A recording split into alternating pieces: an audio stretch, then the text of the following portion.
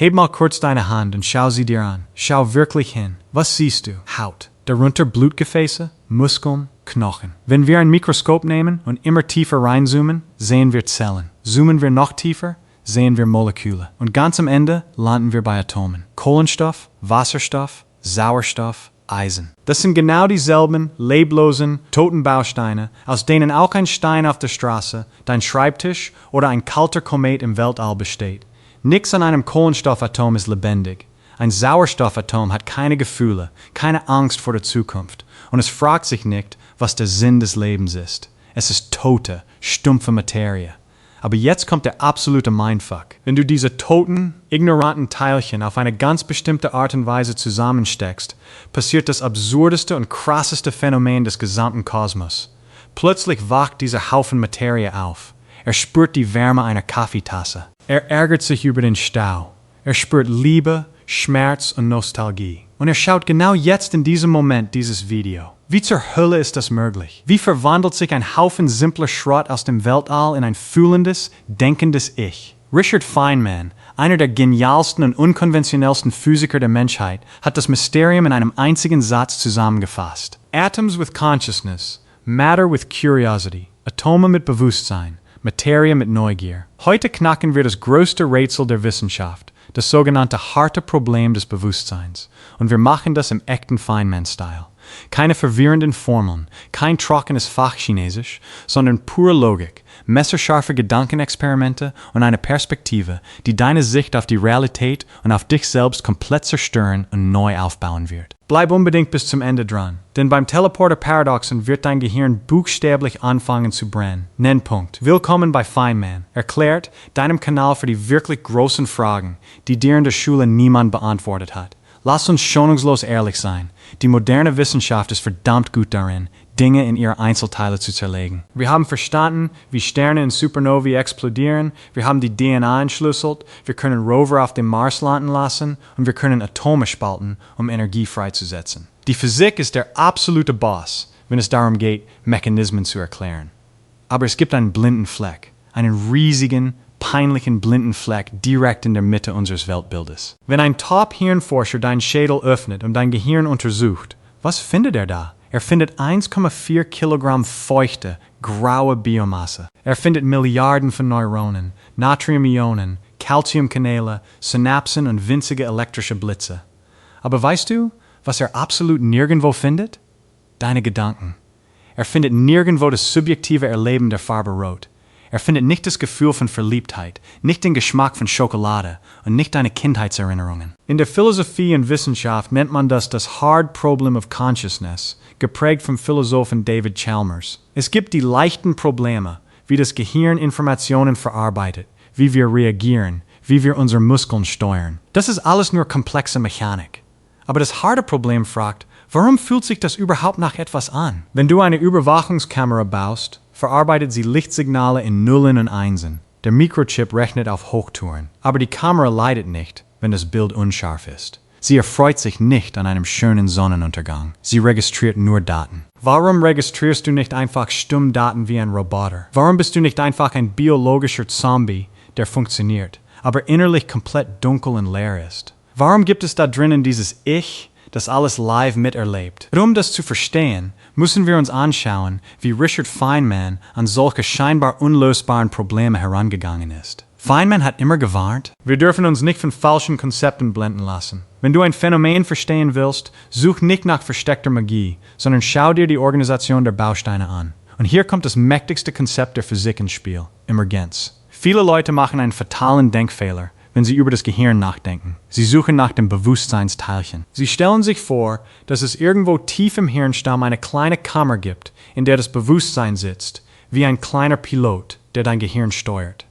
Aber so funktioniert das Universum nicht. Denk mal an Wasser. Ein einziges Wassermolekül, H2O, ist nicht nass. Nässe ist keine Eigenschaft von einzelnen Atomen. Wenn du ein Wassermolekül isolierst, existiert das Konzept von nass überhaupt nicht. Nässe entsteht erst, wenn Milliarden dieser Moleküle zusammenkommen, sich anziehen, übereinander gleiten und mit deiner Haut interagieren. Das Ganze verhält sich völlig anders als seine Einzelteile. Oder denk an Temperatur. Was ist Wärme? Ein einzelnes Atom hat keine Temperatur. Wärme ist nix anderes als die durchschnittliche Bewegungsenergie von ganz vielen Atomen. Je schneller sie wackeln, desto heißer. Die Eigenschaft Hitze taucht erst aus der Gruppe auf. Bewusstsein ist, physikalisch gesehen, wahrscheinlich genauso etwas. Bewusstsein ist kein unsichtbarer Stoff, der in deinen Kopf gegossen wurde. Bewusstsein ist kein Bauteil. Bewusstsein ist ein Prozess. Es ist keine Sache, die du hast, sondern etwas, das deine Neuronen tun. Es ist wie Musik. Wenn du ein Radio in seine Einzelteile zerlegst, wirst du nirgendwo den Song finden, der gerade gespielt wurde. Du findest nur Kondensatoren, Kupferkabel und Magnete. Die Musik entsteht durch das perfekte Zusammenspiel. Dein Bewusstsein ist das Konzert, das deine 86 Milliarden Neuronen gerade in diesem Moment spielen. Punkt. Aber warte, wenn Bewusstsein nur komplexe Informationsverarbeitung ist, was ist dann mit künstlicher Intelligenz? Was ist mit ChatGPT und all den Algorithmen? Haben die bald Bewusstsein? Hier müssen wir ein extrem wichtiges Gedankenexperiment machen, das als das chinesische Zimmer bekannt ist, erfunden von John Searle. Stell dir vor, du sitzt in einem kleinen, fensterlosen Raum. Unter der Tür hindurch schiebt dir jemand Zettel mit chinesischen Schriftzeichen zu. Das Problem, du sprichst absolut kein Chinesisch. Die Symbole bedeuten für dich gar nichts. Aber du hast in diesem Raum ein gigantisches Regelbuch auf Deutsch. In diesem Buch steht, wenn das Zeichen X hereinkommt, dann suche das Zeichen Y aus deinem Korb und schiebe es wieder unter der Tür hinaus. Du tust das. Ein Zeichen kommt rein, du schlägst die Regel nach, du schickst ein anderes Zeichen raus. Die Menschen draußen, die die Zettel empfangen, sind Muttersprachler. Für sie sieht es so aus, als würde in dem Raum jemand sitzen, der fließend Chinesisch versteht und intelligente Antworten gibt. Aber verstehst du auch nur ein einziges Wort? Nein. Du führst blind mechanische Regeln aus. Du manipulierst nur Syntax, ohne die Bedeutung, die Semantik, zu begreifen. Genau das machen unsere heutigen Computer und KIs. Sie schieben Nullen und Einsen anhand riesiger Regelwerke, den Algorithmen, hin und her. Sie verstehen nichts. Sie erleben nichts. Es ist innerlich dunkel. Warum ist dein Gehirn anders? Warum bist du nicht nur ein chinesisches Zimmer? Die moderne Neurobiologie und Physiker glauben, dass der entscheidende Unterschied in der Rückkopplung liegt. Dein Gehirn ist kein lineares Rohr, wo vorne Input reingeht und hinten Output rausfällt. Dein Gehirn besteht aus massiven, chaotischen, rekurrenten Netzwerken. Es beobachtet sich permanent selbst. Während ein Teil deines Gehirns sieht, dass da eine Kaffeetasse steht, feuert ein anderer Teil, der registriert, dass du die Tasse siehst. Es gibt eine Endlosschleife an Selbstreferenz. Es ist wie ein Saal voller Spiegel, die sich gegenseitig reflektieren. In der Informationsintegrationstheorie, kurz der IT, wird das sogar mathematisch berechnet. Je vernetzter und unteilbarer ein Informationssystem ist, desto höher ist sein sogenannter Dollar-Phi-Dollar-Wert, also sein Grad an Bewusstsein. Ein Handy hat einen verschwindend geringen Dollar-Phi-Dollar-Wert, weil man die Teile trennen kann, ohne dass das System kollabiert. Dein Gehirn hingegen ist absolut integrativ. JATZT müssen wir aber über den rosa Elefanten im Raum sprechen. Wenn du im Internet nach Erklärungen für Bewusstsein suchst, dauert es keine 5 Minuten, bis jemand schreit, Quantenphysik! Bewusstsein ist Quantenmechanik! Die Theorie besagt grob, dass unser Gehirn eine Art Quantencomputer ist. Prominente Forscher wie Roger Penrose argumentieren, dass es in unseren Nervenzellen winzige Strukturen gibt, sogenannte Mikrotubuli, in denen Quantenüberlagerungen stattfinden. Die Idee ist verlockend. Das Bewusstsein ist mysteriös, die Quantenphysik ist mysteriös, also packen wir beides zusammen und erklären das eine mit dem anderen. Es klingt unfassbar cool, dass unser Geist angeblich in mehreren Dimensionen gleichzeitig existiert oder durch Quantenverschränkung mit dem Universum verbunden ist. Aber machen wir mal den harten Feynman-Reality-Check.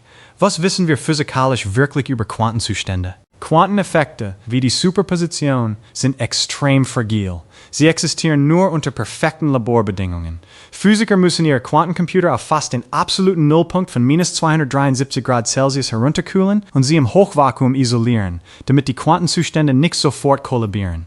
Und jetzt schau dir dein Gehirn an. Dein Gehirn ist ein warmer, nasser, salziger und wahnsinnig lauter Ort bei kuscheligen 37 Grad. Es wimmelt nur so von Teilchen, die ständig aneinander prallen. Die thermische Störenergie ist dort gigantisch. Ein Physiker namens Max Tegmark hat das sogar durchgerechnet. Das Ergebnis? Quantenzustände im Gehirn würden nach unvorstellbar kurzen Bruchteilen einer Sekunde zerfallen. Wir sprechen hier von 10 US-Dollar minus 13 Dollar Sekunden. viel zu schnell, als dass sie für neurologische Prozesse, die Millisekunden brauchen, eine Rolle spielen könnten. Feynman hätte das Prinzip des kleinsten Wunders angewandt. Warum sollten wir eine extrem unwahrscheinliche magische Quantenerklärung erfinden, wenn die klassische Erklärung viel robuster ist?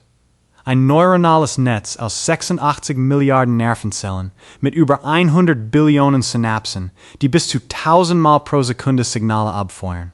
Das ist physikalisch völlig ausreichend, um die komplexesten Muster des Universums zu erzeugen. Wir brauchen keine esoterischen Ausflüchte. Die schiere Komplexität der feuchten Materie in deinem Schädel ist das wahre WUNDER.WANN. Du denkst, das war schon krass. Schnall dich an, denn jetzt greifen wir das an, was dir am heiligsten ist, dein Ich. Du hast wahrscheinlich das Gefühl, dass du eine einzige, unteilbare Person bist. Ein einheitliches Bewusstsein, das hinter deinen Augen sitzt und die Welt betrachtet. Aber die Neurobiologie hat bewiesen, dass dieses Ich eine komplette Illusion ist. In den 60er Jahren gab es Patienten mit extrem schwerer Epilepsie. Um ihr Leben zu retten, haben Chirurgen den sogenannten Balken, das Corpus callosum, im Gehirn durchtrennt. Das ist das dicke Nervenkabel, das die linke und die rechte Hirnhälfte miteinander verbindet. Nach der Operation schienen die Patienten völlig normal.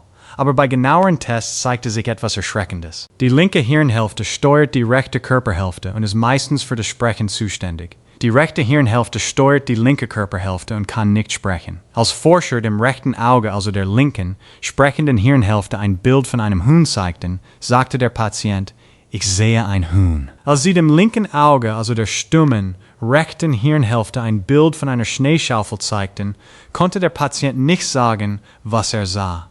Aber als sie ihn baten, mit der linken Hand, gesteuert von der rechten Hirnhälfte, auf ein passendes Objekt zu deuten, zeigte die Hand auf eine Schaufel. Da waren plötzlich zwei getrennte Bewusstseinszentren in einem einzigen Schädel. Die linke Hand wusste nicht, was die rechte tut. Schlimmer noch, wenn man die sprechende linke Hirnhälfte fragte, warum die linke Hand auf die Schaufel gezeigt hat, erfand das Gehirn in Millisekunden eine völlig glaubhafte Lüge.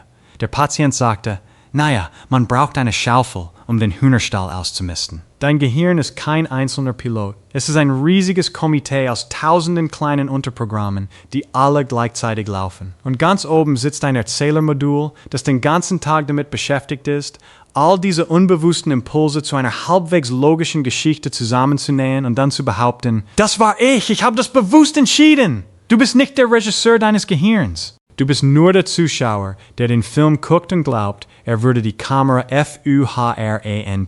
Und das bringt uns zum ultimativen Härtetest für unser Verständnis von uns selbst und der Materie, das Teleporter-Paradoxon. Lass uns ein bisschen Star Trek spielen. Stell dir vor, wir haben den perfekten Teleporter erfunden. Du stellst dich in Kabine A. Der Scanner erfasst jedes einzelne deiner Atome, jeden winzigen Quantenzustand, jede Synapsenverbindung in deinem Gehirn. Das ist eine gigantische Datenmenge. Dann feuert der Laser. Dein Körper in Kabine A wird komplett vaporisiert, aufgelöst in nichts. Die Daten werden mit Lichtgeschwindigkeit an Kabine B auf dem Mars geschickt. Dort nimmt eine Maschine exakt dieselbe Sorte Atome, ein bisschen frischen Kohlenstoff, Sauerstoff und Wasserstoff vom Mars und baut dich haargenau nach Bauplan wieder zusammen. Ping. Die Tür geht auf. Die Person auf dem Mars tritt heraus, hat genau deine Erinnerungen, deine Ängste, deinen Humor. Sie erinnert sich daran, wie sie in Kabine A getreten ist. Aus physikalischer Sicht ist diese Person zu 100% du. Denn Atome haben keine Identitätskarten. Ein Kohlenstoffatom ist exakt gleich wie jedes andere Kohlenstoffatom im Universum. Es gibt keinen Unterschied. Aber jetzt die brutale Frage an dich. Bist du nach dem Teleportieren wirklich auf dem Mars aufgewacht? Oder wurdest du in Kabine A eiskalt ermordet? Dein Bewusstsein wurde ausgelöscht und die Person auf dem Mars ist nur eine seelenlose Kopie, die fälschlicherweise glaubt, du zu sein? Denk ganz genau darüber nach. Wenn Bewusstsein nur ein physikalisches Muster ist, wie Feynman es andeutete, dann müsstest du den Teleporter überleben. Das Muster wurde ja nur kopiert, so wie man ein MP3-Datei von einem Handy aufs andere kopiert. Der Song bleibt derselbe, egal auf welcher Hardware er läuft. Aber für dein subjektives Erleben ändert das alles. Was ist, wenn der Teleporter in Kabine A einen Fehler hat und dich nicht vaporisiert? Dann gehst du aus Kabine A raus und auf dem Mars geht gleichzeitig Kabine B auf. Wer von den beiden bist du dann? Beide können es nicht sein. Die Wahrheit ist, die Physik zeigt uns hier, dass unsere feste Überzeugung von einem unsterblichen Ich in einer Welt der Quanten und Atome völlig absurd ist. In gewisser Weise stirbst du jeden Tag. Jedes Mal, wenn du tief einschläfst, bricht der kontinuierliche Strom deines Bewusstseins zusammen. Und jedes Mal, wenn du aufwachst, bootet das System neu hoch. Dein Körper tauscht im Laufe der Jahre fast alle Zellen und Atome aus. Du bist heute physisch nicht mehr derselbe Mensch, der du vor 10 Jahren warst. Du bist wie das Schiff des Theseus. Alle Planken wurden ausgetauscht. Du bist nicht die Materie. Die Materie fließt nur durch dich hindurch wie Wasser durch einen Strudel. Du bist der Strudel. Du bist das mathematische Muster, das sich für einen Moment in der Zeit stabil hält, bevor es sich wieder AUFLÖST.WIR stehen am Rande eines Abgrunds des Wissens. Wir können messen, wie schnell Signale durch Axone rasen. Wir können MRT-Bilder machen, die bunt aufleuchten, wenn du an einen Apfel denkst. Aber der magische Funke, der Übergang vom objektiven Stromkreis zum subjektiven Erleben, bleibt das faszinierendste Rätsel, das wir noch lösen müssen. Feynman hat uns gelehrt, dass das Schlimmste, was wir in der Wissenschaft tun können, ist, uns selbst in die Tasche zu lügen. Wir müssen keine Geister erfinden, keine Seele aus einer anderen Dimension und keine pseudo-spirituellen Quantentricks, nur um uns besonders zu fühlen. Die nackte, physikalische Wahrheit ist so viel atemberaubender. Das Universum bestand Milliarden Jahre lang aus explodierenden Sternen, herumfliegenden Steinen und totem Gas. Es war taub, stumm und blind. Und dann, nach endlosen Iterationen der Evolution, ordnete sich diese tote Materie auf einem winzigen blauen Planeten zu einem so komplexen Muster an, dass das Universum plötzlich die Augen aufschlug. Du bist keine kleine isolierte Person, die in dieses Universum geworfen wurde. Du bist das Universum selbst. Du bist der Teil des Kosmos, der ein Gehirn entwickelt hat, um über sich selbst nachzudenken, um seine eigene Schönheit zu bewundern und um sich zu fragen, wie zum Teufel das alles funktioniert. Das Bewusstsein ist der ultimative Beweis dafür, dass Materie nicht langweilig ist. Und auch wenn wir noch nicht jede Gleichung dahinter verstanden haben, die Suche danach ist das größte Abenteuer der Menschheit. Wenn dir bei diesem Gedanken auch nur ein kleines bisschen der Kopf geplatzt ist, dann drück jetzt auf den Like-Button. Abonniere Feynman, erklärt, damit du keinen dieser Deep Dives in die extremsten Ränder der Physik verpasst. Teile dieses Video mit jemandem, dessen Realitätsverständnis mal wieder ordentlich durchgeschüttelt werden muss. Und als nächstes empfehle ich dir unbedingt mein Video über die größten Rätsel der Zeit. Denn Zeit existiert ganz anders, als du denkst. Der Link ist direkt hier im Bildschirm und in der Videobeschreibung. Danke fürs Zuschauen, vergesst nicht, die Welt immer zu hinterfragen und bleib neugierig.